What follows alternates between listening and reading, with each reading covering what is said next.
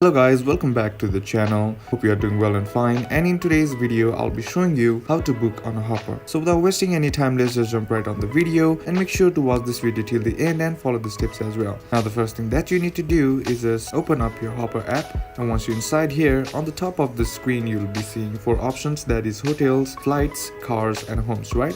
Now let's just assume I want to book a flight. Just simply tap on that, and if you want to book a hotel, then simply tap on hotels and vice versa, right? Now here all you gotta do is just simply select the city from where you want to board the plane and where you want to land, right? Now let me just select this one, and here all you gotta do now, simply tap on the departure date or simply select the date. Let me just select this one, and here tap on and select your return date as well. And once you have done with that, go back and here tap on search, and you'll be provided with the options or the tickets available for you. Now simply select the ticket that you want to book and then tap on pay to proceed and confirm your ticket, and that's basically how you can book on Hopper. And that's it for today's video guys. Hope this video was useful to you. Leave a like if you did, comment down below what the next video should be on, consider subbing to the channel. Thank you for watching. Bye bye.